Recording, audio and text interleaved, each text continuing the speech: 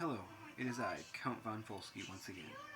And for today's reading, we will be reading The Devil and Annie Oakley. It was a fine spring afternoon when Annie Oakley decided to sit down for a spell in the comfortable, worn rocker her husband had made her.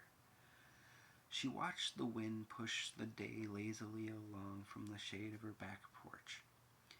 It had been just over a year since Buffalo Bill had hired her to perform in his Wild West show. A woman in a Wild West show was ludicrous to some, but Bill had stood by her side, especially after she outshot Wild Bill Hickok. Although Wild Bill had been starting to go blind, he did graciously admit that she would have topped him even at his best, though not by much, he had to add. He told her that after she shot an ace through the spade at 30 yards. Annie was peacefully alone for the day. Both Bills and Frank Butler, her husband, who also worked on the show, had gone to meet a Comanche warrior whose skills with a bow and arrow and tomahawk were supposedly unparalleled, even by the great chiefs like Sitting Bull and Crazy Horse. Annie enjoyed the quiet.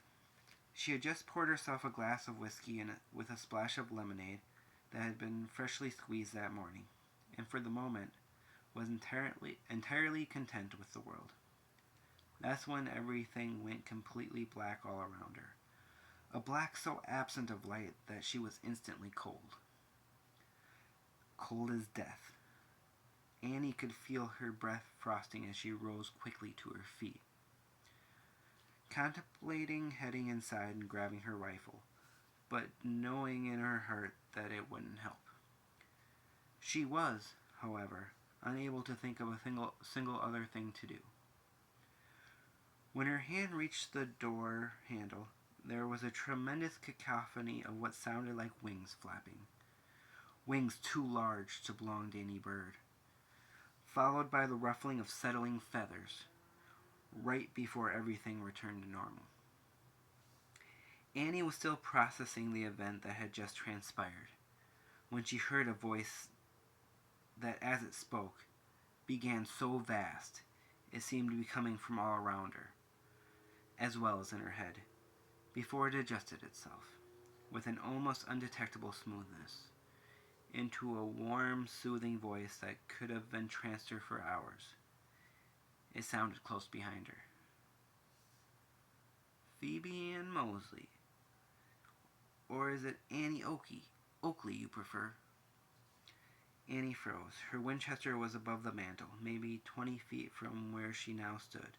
She didn't answer the stranger as she again contemplated her rifle, as well as the chances of reaching the gun before whatever was there could reach her. Your rifle will have no effect on me, the voice said as it changed its cadence once again, this time into something friendly, neighborly, and remarkably normal. Besides, I'm not here to hurt you. In fact, I have a proposition you might be interested in. Annie turned around, feeling more anger than fear, knowing she could outshoot anyone, and wishing more than ever that she had her gun. The only time in her life that she had ever been truly acquainted with fear, was when she had been young, when she had just been a novice marksman. And the fear she knew then was that of starvation. Annie's father had died when she was only 5, leaving her mother with 7 young and hungry mouths to feed. This meant that Annie and her siblings had grown up much more quickly than they ought to have, which is essentially how she became such a great marksman in the first place. She feared no man, however, though the hairs on her arms and the back of her neck stood up when she finally did turn around, just like right before a good thunderstorm. And there, half a dozen feet away from her, stood a short, thin, absolutely unthreatening man who appeared to be a salesman, dressed in a black suit and wire-rimmed spectacles. He had somehow just appeared at the bottom of the steps leading up to Annie and Frank's back porch, where moments ago No one had been approaching for as far as Annie could see. This entity, who had appeared immediately after the darkness departed, she knew in her soul was no man. Annie Oakley, as I live and breathe, the salesman said with a slight chortle as he began charismatically up the steps without invitation and made himself comfortable in Bill's rocker. He gestured for Annie to sit down in her own chair, like they were old friends, about to regale each other with news of old friends and family, like it was his house and not her own. Annie contemplated going for a rifle one more time, before deciding it probably really would be useless anyway. Annie took a seat next to the salesman and was immediately overwhelmed by the smell of sulfur. "Don't worry, you'll get used to it," the malodorous merchant assured her. "What shall I call you?" Annie asked, knowing what this entity's God-given name was, but reluctant to call him by it. "I go by many monikers and appellations. Number 44, Old Scratch, Samael, Memnock, others that you are well aware of. But presently, I have grown fond of the title Old Nick, or just Nick, whichever you prefer." "And why are you here?" Annie asked, now fully aware of the game that she had inadvertently been forced into playing, and of absolute belief in the nature of the person she was playing it with. "You asked me my name, but it is your name that is arguably much more famous here in the West. People come from miles and miles to see you shoot, I'm told. I've come from much further away to see that very same thing. Talk to Buffalo Bill when he gets back. He can get you front row seats. Maybe he'll even give you a discount." Annie. I don't want the show. I want you. I want the world's greatest marksman for my ranks. I am here to offer you a deal." Annie didn't reply. "Okay, I have a rifle made of pure gold, the finest weapon ever crafted. One that never misses." "No deal," Annie replied with a scoff. "That sounds gaudy as all get out. I value my soul more than gold. And why do I need something that never misses when I already never miss?" Old Nick looked forlorn, which brought the hint of a smirk to the corner of Annie's lips. She was starting to feel increasingly confident. He may have been the one to make the game, but she was beginning to see that he had to play by the rules too. Or at least, he was choosing to play by them.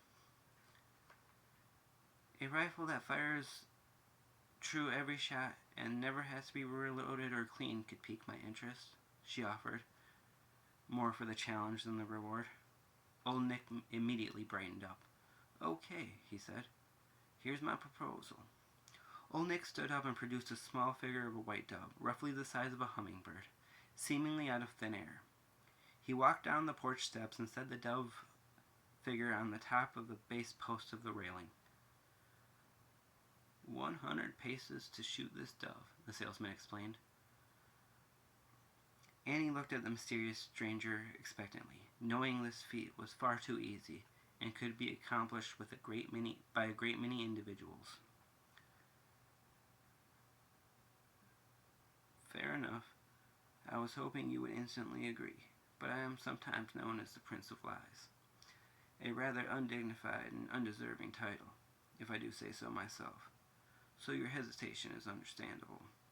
The trick is to shoot the dove backwards at 100 places, using only that mirror." Annie looked out across the arid terrain and saw a full-size revolving mirror, like one a wealthy, highbrow woman might have in her bedroom. It had appeared, also seemingly out of nowhere, at what she would have judged to be about 100 paces out. Annie contemplated the salesman's offer. The shot was hard, nigh impossible, and if she missed, it meant an eternity of infernal horror and suffering. Annie knew herself and her abilities. She had only drunk enough whiskey to calm her nerves, not to sway her shot. She had never been an effeminate girl, despite her being naturally pretty. but she did keep up a certain demeanor and appearance for the show, which meant she had grown accustomed to being in front of a mirror, especially lately. Ultimately, her decision came down to one factor and one factor only. She never missed. Challenge accepted. Challenge accepted, Annie told Old Nick confidently, almost like she was unperturbed by the matter, like she was when she was young, and she made people bet her a quarter that she couldn't shoot 6 cans off a fence in 6 shots. She made a lot of quarters that way. Annie casually turned around and opened the back door, not forgetting to pick up her whiskey and lemonade in the process and take a swig. She walked as normally as she could, the liquor helping some, but her heart was racing. Her stomach was twisting up, and her hands probably would have been trembling, had she not had such mastery over everything below her wrists. She had made a Faustian bargain, and there was no going back. Annie stopped in front of the mantel and gazed up at her Winchester. She had just cleaned and oiled the magnificent rifle earlier that morning, a task she performed every morning, and now it seemed to shine defiantly from its handcrafted cherrywood rack. It was as if the weapon were giving Annie its full support, like it was telling her that they had this, and if they didn't, it would follow her to hell and take out demons. Annie carefully took the Winchester, her favorite and most trusted rifle, down from the mantel.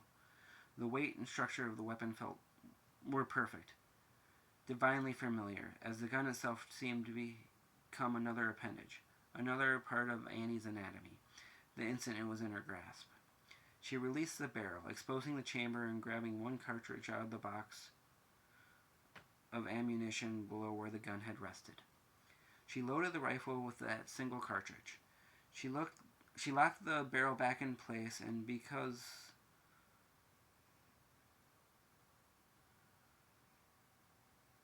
she was polite and well-mannered, or because he was polite and well-mannered like spoiled cream that looked fresh, she didn't trust the salesman, so she grabbed another cartridge. Annie then exited the house, took one more swig of her whiskey and lemonade, just to calm her rapidly beating heart, and looked down at the salesman, who smiled coyly up at her from just beyond the bottom step. She considered shooting him right there, planting one right between his eyes, and if she had to make another bet that she could do it before the devil reached her, she would have taken that bet too. She didn't shoot him, however. Instead, she smiled politely at him, like Buffalo Bill sometimes instructed her to do when certain investors came to the show, as she walked down the stairs in the most proper, ladylike fashion, like this was all just part of the show. "Are you ready?" Old Nick asked, a devious smile forming across his face. "Are you?" Annie replied. Old Nick gestured for her to lead the way. "Most people can't even cut their own hair in a mirror," Old Nick said as they walked. "They either go over or under too far, compensating the wrong way that should have been a simple task." "I'm not most people," Annie told the salesman. They walked the rest of the way in silence, stopping only when they were about 3 feet from the looking glass. Old Nick moved right next to Annie, almost touching her, so both their images could be seen in the mirror. "One shot," he told her with a scoff, as if he had already won, as if the shot were impossible. "One shot," Annie repeated just as confidently. Annie Oakley took her gun, placed the barrel backwards over her shoulder, cocked her head away from the barrel to save her ear a little trauma, and stared intently into the mirror for over a minute. She then took the deepest, longest breath of her life, and as she exhaled, she squeezed the trigger. Then, again, this is Count von Folsky, and that was The Devil and Annie Oakley. Thank you for listening.